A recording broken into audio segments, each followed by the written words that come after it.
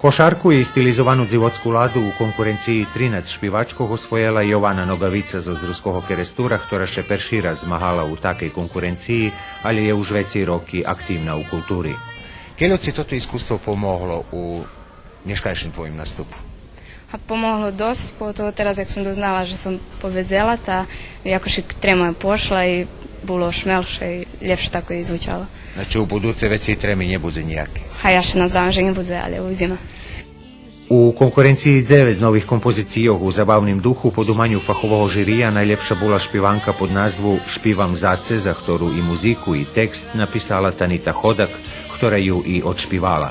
Toto som písňu napísala ešte pred 4-5 rokami i vše deška krucela po hlavi i evo prešlého roku som ju dumala vyvesť, medzi tým prešlého roku neboli zabavní kompozícii, ali evo toho roku videla svetlo dňa i čula ju publika, hej.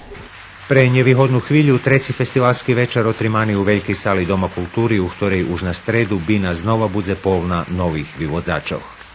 Na stredu na tej veľkej bini u veľkej sali bude otrimaše koncert folklornog ansambla Jevšan zo Kanady, zo Saskatunu i povolujem všetkých zainteresovaných, všetkých ľubiteľov folklora, že by prišli na tot koncert, pretože to profesijný folklorný ansambl, oni znajú za nás Rusnácov i vyražali žadanie, že by účastovali, odnosno, že by prišli do Ruského Kerestura i že by nám ukázali toto, co oni znajú i co ľubia.